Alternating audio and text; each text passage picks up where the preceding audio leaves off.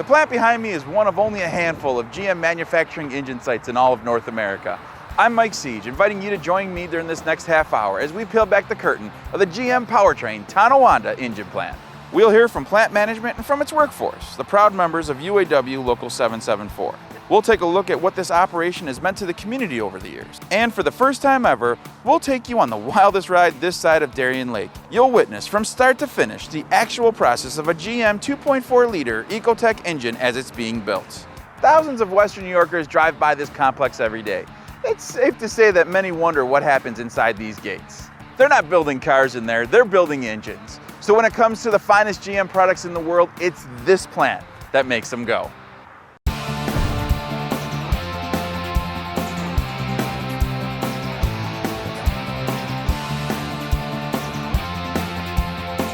Let's go in and meet the men who lead today. Plant Manager Steve Finch and UAW Local 774 Shop Chairman Bob Coleman. Steve Finch, Bob Coleman, thank you so much for having us. Let's start by hearing from you two. What makes this plant so successful? One of the things that I think makes this plant successful is a large part its history. I mean, think about it. You're sitting in a facility that was built in 1938. At one time, it was the largest engine manufacturing facility anywhere in the world. And with that comes all of the knowledge and the skills and the abilities that people have about knowing what it takes to build a great engine. And believe me, we've counted on that from our employees to put that into every engine that we make right now today.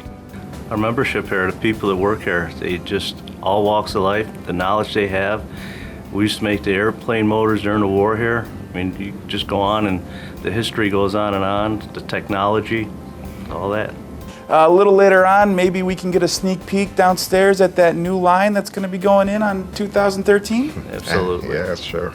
Great, but before we do that, let's talk a little bit about the history of the Tonawanda Engine Plant. What is your earliest memory of this plant? Well, mine is, I'm actually a third generation. My grandfather worked there, my father worked there, so it was pretty neat coming to work, running into them and seeing them. Steve? I remember, just growing up in Buffalo as a kid, I would hear things about this plant, the Chevy plant, but I didn't really know too much about it until I actually got a chance to come here to this facility as the plant manager. Bob talked about his dad. My dad was involved in that too because I didn't know how to get to the plant. And I called my dad up and went over the house, and he actually drove me here the first time that I came to the plant. And I can still remember coming off the 190 and coming up River Road and seeing this facility. And it just looked magnificent, and it really resonated with the memories that I had heard about things that went on at this facility. So it was a pretty neat experience. Absolutely, it's a big place. It really is. Well, we sat down with a few great guys who have memories of their own, and they gave us a look back at what helped make this plant so great.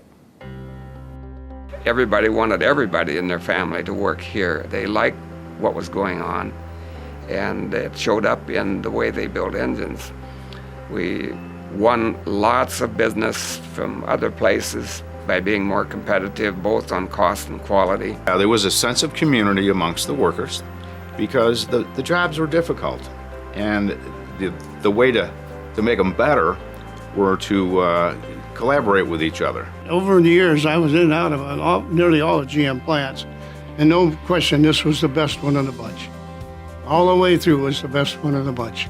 In 1938, when I first came to Buffalo I thought was the prettiest city I had ever been in. I was a General Motors Institute student. We studied all engineering. We took math for 3 years. We had engineering, drawing, and design. We had chemistry. We had physics. Everything you can think of. Of course, we also had machine shop because it was, in those days, it was part of the deal that you had to know how to run machines. The plant was only 3 years old when in 1940, Chevrolet was awarded the first U.S. government contract for war materials. From February 1942 to September 1945, no single passenger cars for civilian use left the assembly line, as GM dedicated all manufacturing efforts to the nation's war effort. And when we got the contract to build aircraft engines, We moved except for the skilled trades, we moved every bit of production machinery out of that plant. When you look back, you accomplished things. And you're a part of history. When people talk about 348s and 409s, we're the guys that did it. And when they talk about Marks, 396s, 427s, we did it. They talk about Corvairs, we did it. They talk about a 54 Chevrolet engine with aluminum pistons and full pressure, we did it. I don't know how many different engines that we won over the years, but every one of them was a major event. And we always tried to get the workforce out in a plant to congregate somewhere and make sure that they felt the success that the plant was having as part of what they were doing made that possible. Somebody came up with the idea, I wonder how many engines we can build in this place in one day. And we kind of kicked that around with the union guys, the officers.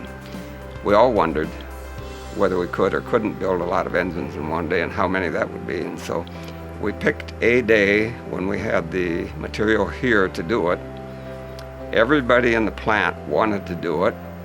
On the day I came in at 6 in the morning like everybody else, and they had a job for me on the Mark 454 line where we installed an 80-pound flywheel on the back of the engine. It was the worst job on the line. So I was not going to bow down on that one. I picked up the gloves and started putting the first flywheel on, and immediately everybody up the line started yelling that I was holding them up. And they were all ready for me. We had a lot of fun with that. We didn't know until the next morning how many engines we had built. 8,832. What makes us good at what we do, and that what makes us so resilient here, are the people that want to give back to the company that pays them. And that's a rare thing. Well, you know what? There's folks here that have lots of heart, and they have a lot of pride in what they do. You better watch out, because Tonawanda Engine isn't going away. Lots of great history here. We're going to take a short break as these guys and I head downstairs to take a look at this plant. There's always been a relationship between my family and that plant, not just from a distance standpoint that they're in the town of Tonawanda and we're in the town of Tonawanda, but a personal standpoint. It was a relationship that began really from my childhood of having relatives that were employed by GM, my father being in the automobile business and working at the store since 1967 to today, and the relationships that we developed over the course of time. It all starts with product. And the product that we have today is the best product that I've had in my 28 years to represent. For the last 8 years, we've been the largest passenger Chevrolet dealer in the United States of America. We're very proud of that. We've been the second largest Chevrolet dealer in America for the last 5 years. And the products that I've seen that are coming in a very short period of time are going to exceed the products that we have today. This is the first of the engines of tomorrow. You've got to drive it yourself to believe The it. most thrilling new thrill of all. Spectacular performance, amazing economy. What a thrill to take the wheel of the smart new Oldsmobile. See the USA in your Chevrolet. Hello, everyone. I had no idea what I was getting into last summer winning the Buick Open, a brand new Buick Riviera.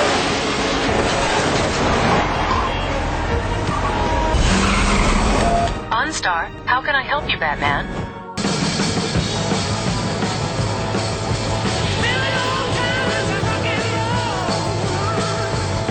It's been an honor to be part of over 100 years of advertising history. Thanks for taking this journey with us. And we can't wait to see what tomorrow will bring.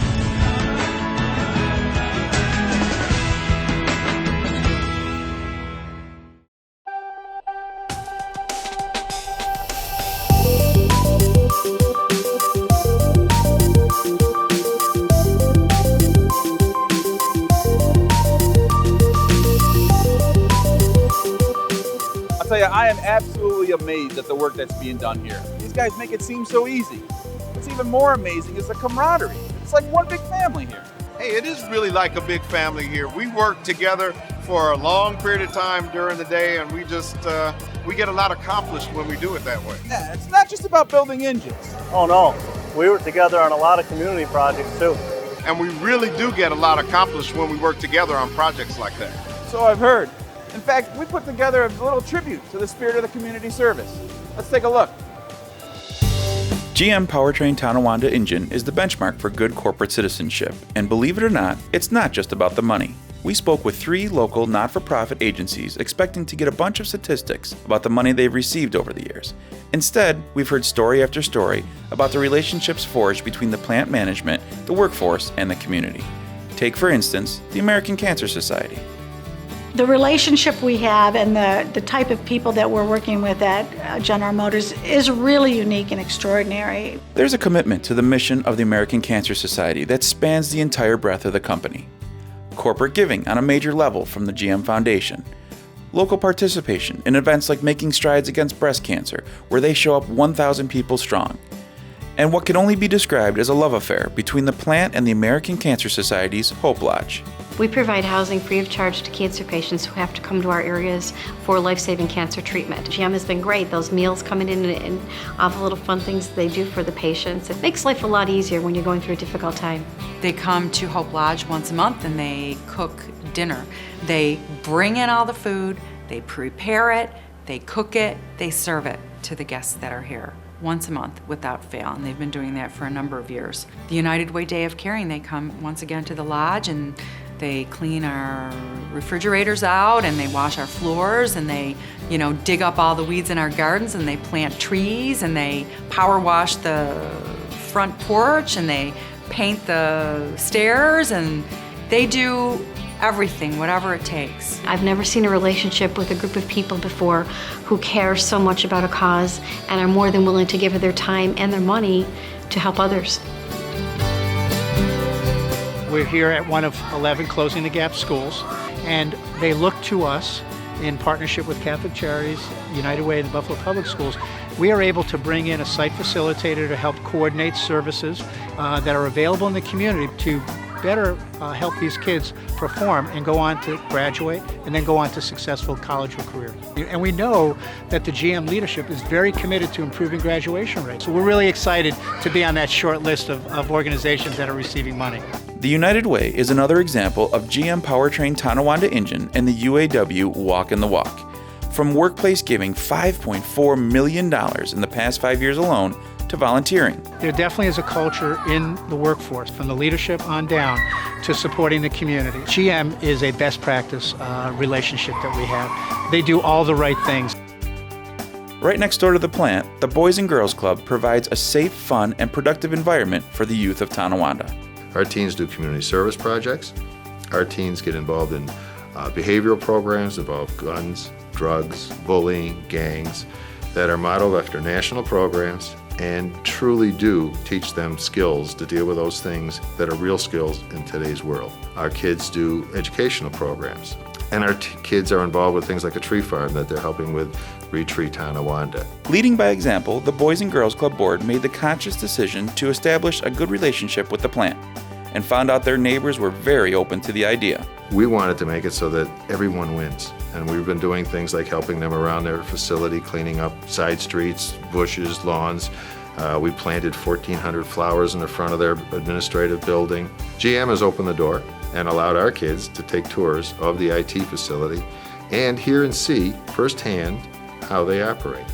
That's opened some doors and opened some eyes. Phil went on to tell me that half the kids who receive services from the Boys and Girls Clubs qualify for free or reduced lunches, and half come from single-parent families. The money he gets from GM goes to programs that make a real difference in these children's lives. Now, our mission statement is to make them caring and productive citizens in the future. But our real mission is to touch every heart and every mind that walks in our door. And that's the kind of funding that allows us to do it. But no matter what the project, the enthusiasm is contagious. This is so exciting because it's a great chance for us to stay connected to the community. I mean, the cars are going, and our cars go when we put our engines in them, and I think it's just a great opportunity for us to stay connected. Turns out building the best engines in the world is only part of the story. Building relationships and strengthening the community. Now that's something to be proud of. I'm often blown away by the generosity. They're just phenomenal. Generosity prevails. Like manna from heaven. It's a family. It's a family. Don't go away. When we come back, we'll have the world television premiere of the video that documents the making of GM's Ecotec 2.4-liter engine. That's coming up right after this. The automotive industry here in Western New York is very important because we give back to the community. So it's a vital part of what we do here in Western New York.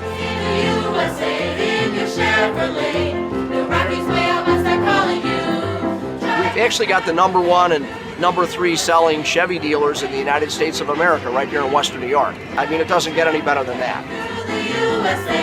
How smooth the acceleration is and how quiet the diesel motor is. I think I'm a convertible person. When they're doing something right, you got to give them credit for it. So make a date today to see the USA and see it in your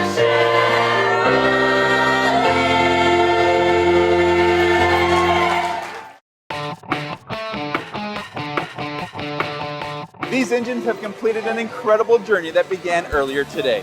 It's a fascinating process that involves dozens of workers and millions of dollars of state-of-the-art equipment. As promised, for your viewing pleasure, we present the never-seen-before on TV making of the 2.4-liter Ecotec engine. Over 70 million engines have been produced at the GM Tonawanda Powertrain Engine Plant since 1938. This is the story of the Ecotec 2.4-liter engine. Before any engine begins the assembly process, its 4 main components enter the plant as raw metal. Precise machining transforms each block, crank, rod, and head into the fundamental workings of an internal combustion engine. Simply put, the block houses the cylinders and rods. The crank pushes the rods up through the cylinders and into the head, where air and fuel are compressed and ignited. First step in an engine's assembly is to marry the block to a pallet. For quality control and tracking, the two are not separated as they progress through the plant. RF tags on each pallet record each event and catalog the engine's assembly history via computer. Each head is removed and sent down through a separate assembly process, but will meet back up with the same block it came from when the lines merge.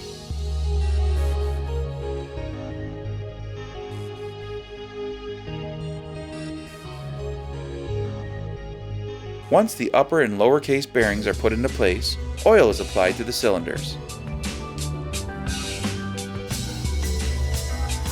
Then a unique ID number is lasered onto the block.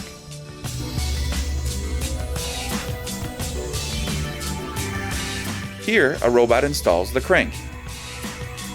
Pretty exciting that I actually have a chance to be here and work here amongst this group of people is great. Wish everybody else had the same opportunity that I have. Next, silicone is applied between the bed plate and the engine block as a sealant.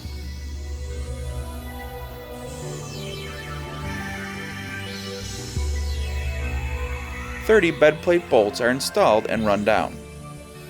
Well, my grandfather worked here, and he got my aunt hired here, and she was hired here the day I was born, February 24th, 1979, and she's been here with the company that long. So, and my uncle also works here. Altogether, they have 99 years in seniority between my aunt, my uncle, and my grandfather. At this stage, the crank is turned several revolutions to test for binding.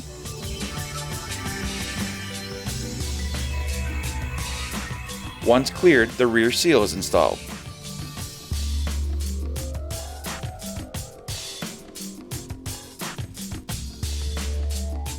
Guide pins are set in place. Later, these will direct the positioning of the oil pan, the transmission, and the front cover. Here we see what is called a rollover station. There are several of these along the line. They facilitate positioning of the engine, readying it for the next process. To limit accumulation of dust, oil is applied just prior to installation of the pistons. While the block is assembled on one part of the line, the piston rod assembly occurs on another. When I was a kid of 22 years old, I had the opportunity to come here to General Motors and work for the first time, and it was an exciting opportunity for me to come here. So it gave me the opportunity, and I've been here now 34 years, and I'm as excited as I was when I first started when I was 22 years old, and I appreciate everything that was done for me here. Pistons are installed, followed by rod caps. These are run down at a specific torque and angle.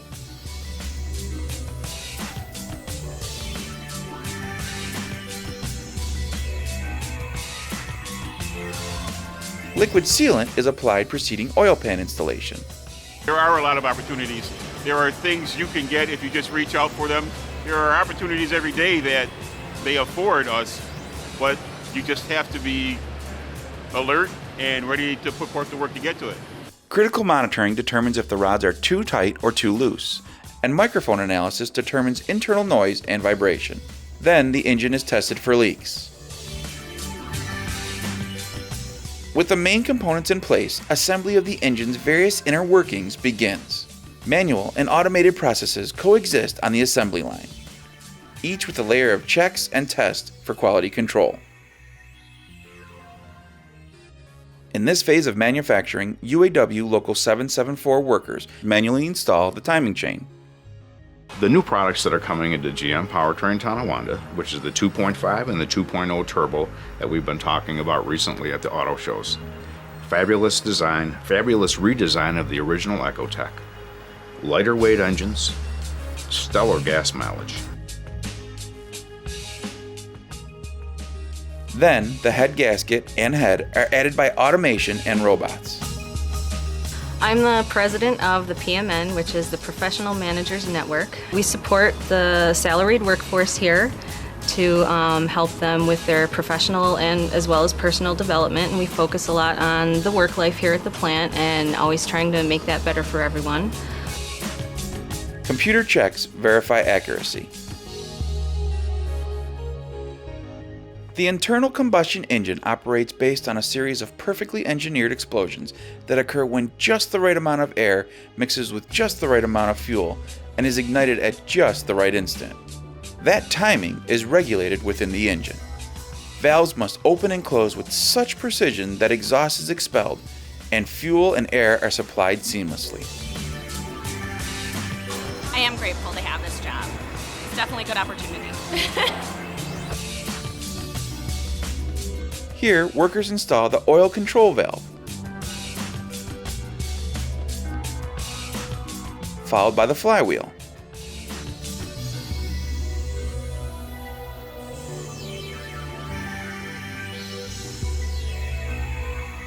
Then comes the cam cover, the crank sensor, the cam sensor, coils, filters, the access plug, and the knock sensor.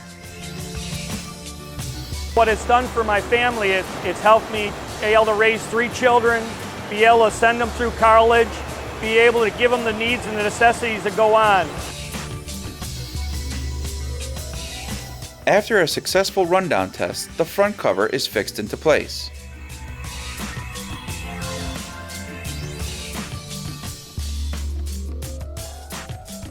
A balancer or dampener is attached to the crank. And the belt tensioner is secured to the engine.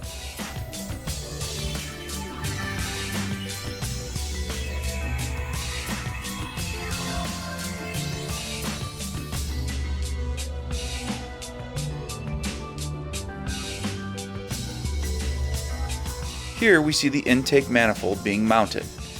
This is where the fuel and the air are supplied to the engine. I worked here back in the early 70s, and in addition to that, many of my family members. So we have a connection to the town going all the way back to 38 from personally, but for what had happened here in the town, I mean, this has been phenomenal for us. It's been one of the biggest employers for us throughout the whole area in the town. At one point, we know they have between close to 8,000 and 10,000 people working here in 5 different plants. So the economic impact of that alone has been tremendous. But to provide jobs and opportunities, and of course cascading effects to all the neighborhoods around are just wonderful. Compliant engines moved on the line for dipstick tube installation and an application of oil in preparation for cold start testing.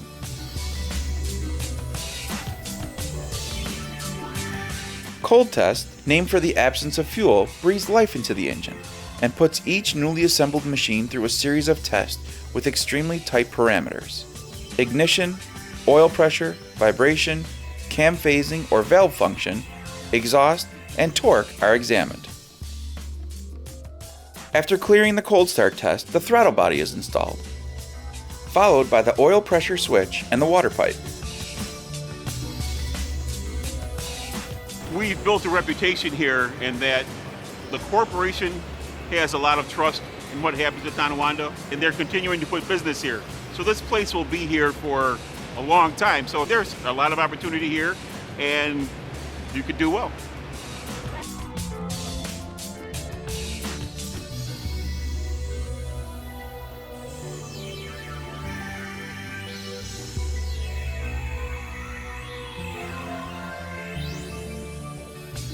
Next up is the exhaust manifold.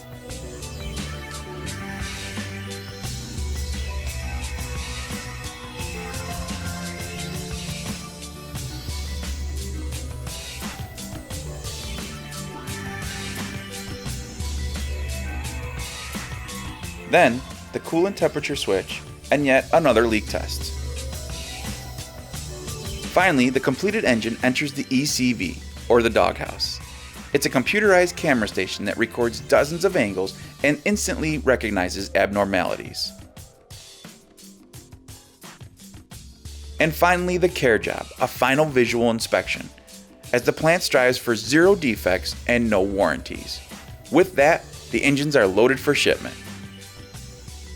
With this level of attention to detail and teamwork, it's no wonder the GM Powertrain Tonawanda engine is among the top performing plants in the General Motors family. That was so cool. We should tell everybody that through the magic of television, time was a little condensed. It actually takes a lot longer than 10 minutes to build an engine. Yeah, you know, you're absolutely right. It does take a little bit longer than that. But even with that being said, when we finish putting our 2 new product lines into this plant, we'll be building well over 3,000 engines a day here. And we do have the best warranty in the corporation. Absolutely. Now, we've seen some of your existing product. We're here in the new plant. We're all geared up. Why don't you tell us what's next? Well, what's next is really what you see behind us. You know, through the expanse of all of the manufacturing equipment that we're putting into this facility, we will be building a brand new V8 engine here at this plant within the next year, and we are pretty excited about that. In fact, everyone is buzzing about the new products that are planned for production at the plant. This is one of our best yet. It's going to be going into some great products and future possible expansions into some really exciting products as well. New products have everyone excited about the future of this plant, but I couldn't get her to spill the beans. I'm not allowed to say anything about it now, but we're very excited. Let's just say that, very excited about it. A lot of pride involved in that. This plant and the people that are in it represent all that is right in America. Manufacturing is part of the backbone of our local economy. Their culture is one of community service and generosity. And let's face it, when it comes to quality, their engines are second to none. They know how to build the world's best engines. Take care, everyone.